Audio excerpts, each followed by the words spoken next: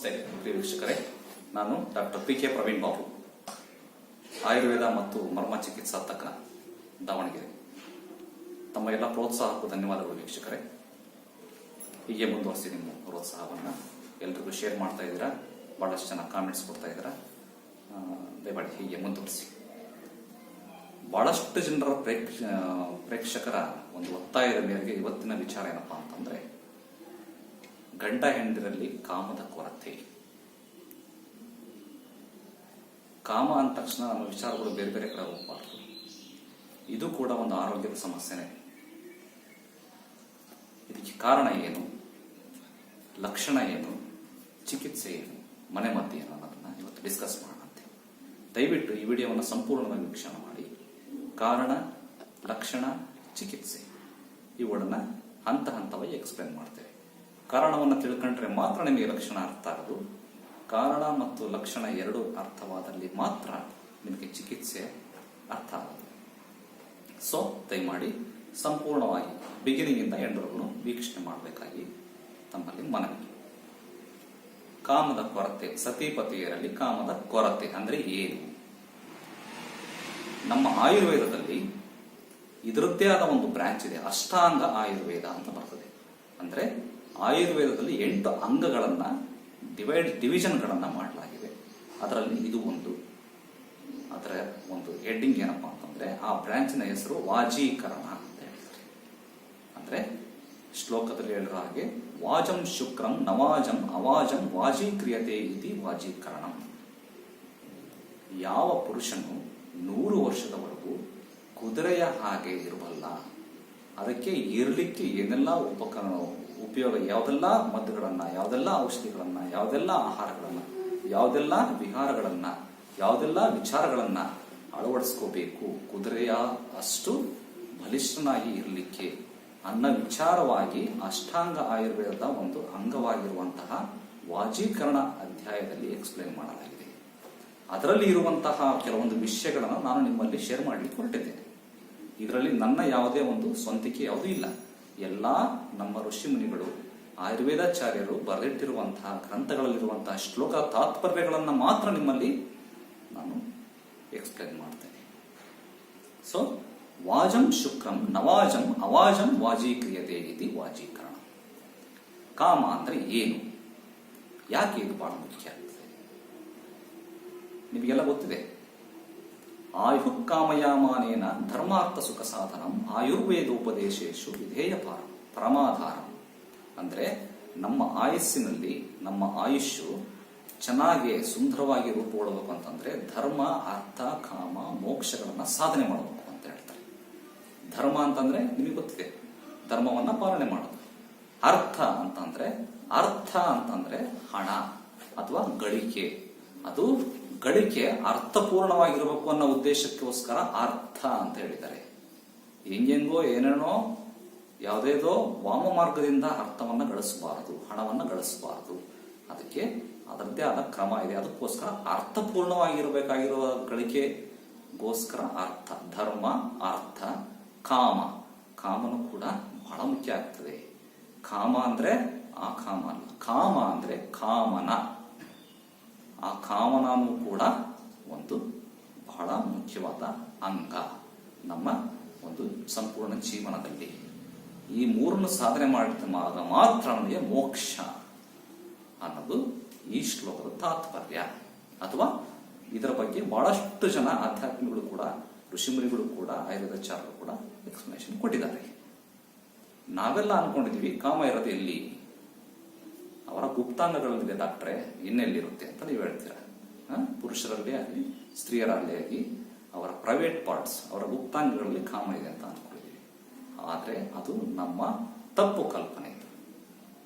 ಇಲ್ಲಿ ಸತಿಪತಿಯರ ಮಧ್ಯದಲ್ಲಿ ಇರಬೇಕಾಗಿರೋದು ಕಾಮ ಅಲ್ಲ, ಅವರಲ್ಲಿ ಇರಬೇಕಾಗಿರೋದು ಪ್ರೇಮ. ಪ್ರೇಮ ಇದ್ದಲ್ಲಿ ಮಾತ್ರ ಆ ಕಾಮದ ಆಕ್ಟ್ ಮಾಡಲಿಕ್ಕೆ ಸಾಧ್ಯ. ಇಲ್ಲ, ಪ್ರೇಮವಿಲ್ಲದಲೇ ಕಾಮ ಇರ್ತದೆ ಅಂತಂದ್ರೆ that is A machinery process ಅಥವಾ ಮೆಕ್ಯಾನಿಕಲ್ ಪ್ರೋಸೆಸ್. ಅದು ಸಲ್ಲ. ನಮ್ಮ ಆಯುರ್ವೇದ ಗ್ರಂಥದಲ್ಲೇ ಎಕ್ಸ್ಪ್ಲೇನ್ ಮಾಡಿರೋ ಹಾಗೆ ಈ ಕಾಮ ಇರೋದು ಎಲ್ಲಿಯಪ್ಪ ಅಂತಂದ್ರೆ 2 ತೊಡೆಗಳ ಮಧ್ಯೆ ಇಲ್ಲ ಬಂಧುಗಳೇ. ಕಾಮ ಇರೋದು ಎರಡು ಕಿವಿಗಳ ಮಧ್ಯ. ಅಂದ್ರೆ ಅರ್ಥ ಏನು?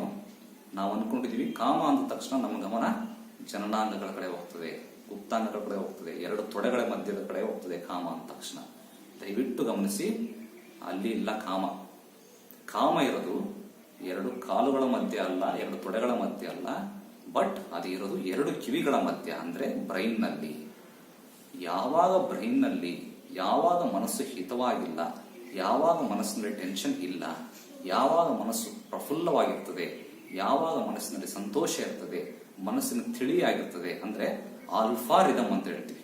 ಆಲ್ಫಾ, ಬೀಟಾ, ಥೀಟಾ ಅಂದ್ರೆ ನಾವು ಹಾರ್ಟ್ ಚೆಕ್ ಮಾಡಿದಾಗ ECG ಏನ್ ಗೊತ್ತಾಗ್ತದೆ, ಹಂಗೆ EEG ಅಂತ ಮಾಡ್ತಾರೆ. ಅದನ್ನು ಮಾಡಿದಾಗ ಬ್ರೈನ್ ಅಲ್ಲಿ ಆಲ್ಫಾ ರಿದಮ್ ಇರಬೇಕು. ಅಂದ್ರೆ ಮನಸ್ಸಿನಲ್ಲಿ ಯಾವಾಗ ಸಂತೋಷಕರವಾದ ಚಿತ್ತಕ ಇರ್ತದೆ, ಪ್ರಸನ್ನ ಆತ್ಮ ಇಂದ್ರಿಯ ಮನಶ್ಚ. ಅಂದ್ರೆ ಯಾವಾಗ ಮನಸ್ಸು, ಇಂದ್ರಿಯ, ಆತ್ಮ ಪ್ರಸನ್ನವಾಗಿರುತ್ತದೆ, ಆವಾಗ ಮಾತ್ರ ನಮ್ಮ ಮನಸ್ಸಿನಲ್ಲಿ ಕಾಮ ಜಾಗೃತಿಯಾಗಲಿಕ್ಕೆ ಸಾಧ್ಯ. ಅದಕ್ಕೆ ಏನೆಲ್ಲ ಬೇಕೋ ಆ ತರದ ಪರಿಸರವನ್ನ ನಾವು ಸೃಷ್ಟಿ ಮಾಡ್ಕೋಬೇಕಾಗ್ತದೆ. ಆ ತರದ ಆಹಾರಗಳನ್ನು ನಾವು ತಗೋಬೇಕಾಗ್ತದೆ. ಆ ತರದ ಔಷಧಿಗಳನ್ನು ನಾವು ಸೇವನೆ ಮಾಡಬೇಕಾಗ್ತದೆ. ಆ ತರದ ವಿಚಾರಗಳನ್ನು ನಾವು ಮಾಡಬೇಕಾಗ್ತದೆ. ಆವಾಗ ಮಾತ್ರ ಇದನ್ನ ಸಾಧಿಸಲಿಕ್ಕೆ ಸಾಧ್ಯ. ನೂರಾರು ಟೆನ್ಷನ್ಗಳನ್ನ ಆಫೀಸಿಂದೆಲ್ಲ ತಂದ್ಕೊಂಡು, ತಲೆಯಲ್ಲಿ ಏನೇನೋ ಗಾಬರಿಗಳನ್ನ ಇಟ್ಕೊಂಡು, ಏನೇನೋ ಕೆಟ್ಟ ಕೆಟ್ಟ ವಿಚಾರಗಳನ್ನ ಇಟ್ಕೊಂಡು ಈ ಒಂದು ಕಾಮವನ್ನ ನಾವು ಪ್ರಯೋಗಕ್ಕೆ ತರ್ತೇವೆ ಅಂತಂದ್ರೆ, ಎಷ್ಟು ಮೆಡಿಸಿನ್ ತಂದ್ರೂ ಕೂಡ, ಎಷ್ಟು ಎಂತೆಂಥ ಆಹಾರಗಳನ್ನು ತಿಂದ್ರೂ ಕೂಡ ಇದು ಸಾಧ್ಯ ಇಲ್ಲ. ಸೊ ದಯಮಾಡಿ ಗಮನಿಸಿ ವೀಕ್ಷಕರೇ, ಸತಿಪತಿಯರಲ್ಲಿ ಬೇಕಾಗಿರುವುದು ಕಾಮ ಅಲ್ಲ, ಪ್ರೇಮ. ಪ್ರೇಮ ಇರೋದು ಎಲ್ಲಿ? ಮನಸ್ಸಿನಲ್ಲಿ. ಸೊ ಇದು ಬಹಳ ಮುಖ್ಯ ಆಗ್ತದೆ. ಇದು ಬಹಳ ಇಂಪಾರ್ಟೆಂಟ್ ವಿಷಯ ಕೂಡ. ಈಗ ಮನೆ ಮದ್ದಿಗೆ ಬರೋಣ. ಮನೆ ಮದ್ದು ಏನು, ಏನೆಲ್ಲ ಮಾಡ್ಕೋಬೇಕು? ನಾನು ಈಗ ಹೇಳಿದ ಹಾಗೆ ಮನಸ್ಸನ್ನ ಸಂತುಷ್ಟಕರವಾದ ಭಾವನೆಯಲ್ಲಿ ಇಟ್ಕೋಬೇಕು. ಅದಕ್ಕೆ ಪರಿಸರ ನಾವು ಸೃಷ್ಟಿ ಮಾಡ್ಕೋಬೇಕು. ಮನೆಯಲ್ಲಿ ಅದಕ್ಕೆ ಒಂದು ಪ್ರೈವೇಸಿ ಇರಬೇಕಾಗ್ತದೆ. ಅದಕ್ಕೆ ಸೃಷ್ಟಿಯಾಗಿರುವಂತಹ ಅಥವಾ ಸುಗಂಧ ದ್ರವ್ಯಗಳನ್ನು ಬಳಕೆ ಮಾಡೋದು ಅಥವಾ ಡ್ರೆಸ್ಸಿಂಗ್ ಸೆನ್ಸು, ಇದೆಲ್ಲ ಬಹಳ ಮುಖ್ಯ ಆಗ್ತದೆ. ಅದನ್ನ ಇನ್ನೊಂದು ಸಂಚಿಕೆಯಲ್ಲಿ ನಾನು ಸಂಪೂರ್ಣವಾಗಿ ಡೀಟೇಲ್ ಎಕ್ಸ್ಪ್ಲೇನ್ ಮಾಡಿರ್ತೇನೆ. ಅದ್ರ ಜೊತೆಗೆ ಆಹಾರದಲ್ಲಿ ದಿನನಿತ್ಯ 10 ದ್ರಾಕ್ಷಿ, ಒಣ ದ್ರಾಕ್ಷಿ, 10 ಗೋಡಂಬಿ, 10 ಆಕ್ರೋಟ್ ಅಥವಾ 10 ಪಿಸ್ತಾ, ಇವುಗಳನ್ನ ರಾತ್ರಿ ನೆನೆಸಿಡಬೇಕು. ನೆನೆಸಿಟ್ಟು ಬೆಳಗ್ಗೆ ಎದ್ದ ತಕ್ಷಣ ಅದನ್ನ ಪುಡಿ ಮಾಡಿ ಅಥವಾ ಕಿವುಚಿ ಅದೇ ನೀರಿನಲ್ಲಿ ತಿನ್ನೋದ್ರಿಂದ ಈ ಒಂದು ಕಾಮದ ಶಕ್ತಿ ಅಥವಾ ಪ್ರೇಮದ ಶಕ್ತಿ ಹೆಚ್ಚಾಗುವ ಸಾಧ್ಯತೆ ಇರ್ತದೆ. ಇದನ್ನ ಉಪಯೋಗ ಮಾಡಬಹುದು. ಗಂಡು ಆಗಲಿ ಹೆಣ್ಣಾಗಲಿ ಇಬ್ಬರಿಗೂ ಕೂಡ ಇದು ಪ್ರಯೋಜನಕಾರಿ. ಇದು ಅಲ್ಲದೆ ಕೇಸರಿಯನ್ನ ಹಾಲಲ್ಲಿ ನೆನೆಸಿಟ್ಟು ಬೆಳಿಗ್ಗೆ ಮತ್ತೆ ಸಂಜೆ ತಗೊಳ್ಳೋದ್ರಿಂದನೂ ಕೂಡ ಈ ವಿಚಾರದಲ್ಲಿ ಅನುಕೂಲ ಆಗ್ತದೆ, ಇಬ್ಬರಲ್ಲೂ, ಪುರುಷ ಮತ್ತು ಮಹಿಳೆ. ಇದನ್ನು ಮಾಡ್ಲಿಕ್ಕಾಗಿಲ್ಲ ಅಂತಂದ್ರೆ ನುಗ್ಗೆಕಾಯಿ ಸೊಪ್ಪನ್ನ ಅಥವಾ ನುಗ್ಗೆಕಾಯಿಯನ್ನ ಯಥೇಚ್ಛವಾಗಿ ಬಳಕೆ ಮಾಡೋದ್ರಿಂದನೂ ಕೂಡ ಈ ವಿಚಾರದಲ್ಲಿ ಹೆಚ್ಚಿನ ಅನುಕೂಲತೆ ಆಗ್ತದೆ. ಇದನ್ನು ಮಾಡ್ಲಿಕ್ಕಾಗಿಲ್ಲ ಅಂತಂದ್ರೆ ಈರುಳ್ಳಿಯನ್ನ ಹೆಚ್ಚಾಗಿ ಉಪಯೋಗ ಮಾಡೋದ್ರಿಂದನೂ ಕೂಡ ಇದನ್ನ ನಾವು ಈ ವಿಷಯದಲ್ಲಿ ಹೆಲ್ಪ್ ಅನ್ನ ಪಡೆಯಬಹುದು. ನೀವು ಗಮನಿಸಿ, ಈರುಳ್ಳಿ ಬೆಳ್ಳುಳ್ಳಿಯನ್ನ ಈ ಏನು ಆಧ್ಯಾತ್ಮ ಜೀವನವನ್ನ ನಡೆಸ್ತಾರಲ್ಲ, ಯಾರು ಈ ಒಂದು ಸನ್ಯಾಸ ಜೀವನವನ್ನು ನಡೆಸ್ತಾರಲ್ಲ, ಅವರು ತಿನ್ನಬಾರದು ಅಂತ ಹೇಳ್ತಾರೆ. ಕೇಳಿದಿರಾ? ಈರುಳ್ಳಿ ಬೆಳ್ಳುಳ್ಳಿ ತಿನ್ನಲ್ಲ ನಾವು ಅಂತ ಕೆಲವರು. ಆಧ್ಯಾತ್ಮಿಕ ಜೀವನ ಯಾಕಂದ್ರೆ ಹೇಳಿದ್ರು ಈರುಳ್ಳಿ ಬೆಳ್ಳುಳ್ಳಿ ತಿನ್ನಬಾರದು ಅವರು ಅಂತಂದ್ರು. ಯಾಕಪ್ಪ ಅಂತಂದ್ರೆ ಈರುಳ್ಳಿ ಬೆಳ್ಳುಳ್ಳಿ ಇದೆಯಲ್ಲ, ಇದು ಕಾಮೋತ್ತೇಜಕ. ಇದನ್ನ ತಿನ್ನೋದ್ರಿಂದ ಅವರ ಆಧ್ಯಾತ್ಮ ಜೀವನವನ್ನ ನಡೆಸಲಿಕ್ಕೆ ಕಷ್ಟ ಆಗಬಹುದು ಅನ್ನೋ ಉದ್ದೇಶಕ್ಕೆ ಅವರಿಗೆ ಅದು ವರ್ಜ್ಯ. ಬಟ್ ಸಾಂಸಾರಿಕ ಜೀವನವನ್ನ ಮಾಡುವಂತಹವರು ಇದನ್ನ ತಿಂದ್ರು ಅಡ್ಡಿ ಇಲ್ಲ. ಯಾಕೆ ಅಂದ್ರೆ ಇದು ಕಾಮೋತ್ತೇಜಕ. ಈ ಎಲ್ಲ ಆಹಾರಗಳನ್ನ ಅಥವಾ ಮನೆಮದ್ದುಗಳನ್ನ ಬಳಕೆ ಮಾಡಿ. ಇದರಿಂದ ಸಾಕಷ್ಟು ಪರಿಣಾಮಕಾರಿಯಾದಂಥ ರಿಸಲ್ಟ್ ನಿಮಗೆ ಸಿಗ್ತದೆ. ಸಿಕ್ಕಿಲ್ಲ ಅನ್ನೋ ಪಕ್ಷದಲ್ಲಿ ನಮ್ಮನ್ನು ಭೇಟಿ ಮಾಡಬಹುದು ಅಥವಾ ಹತ್ತಿರದ ವೈದ್ಯರನ್ನ ಸಂಪರ್ಕ ಮಾಡಬಹುದು. ಓಕೆ, ಈ ವಿಚಾರ ತಮಗೆ ಇನ್ಫಾರ್ಮೇಟಿವ್ ಅಂತ ಅನಿಸ್ತಲ್ಲಿ ದಯವಿಟ್ಟು ನಿಮ್ಮ ಫ್ರೆಂಡ್ ಸರ್ಕಲ್ ಶೇರ್ ಮಾಡಿ. ಮುಂದಿನ ಸಂಚಿಕೆಯಲ್ಲಿ ಮತ್ತೊಂದು ವಿಚಾರವಾಗಿ ಡಿಸ್ಕಸ್ ಮಾಡಂತೆ ಬಂಧುಗಳೇ. ಧನ್ಯವಾದ.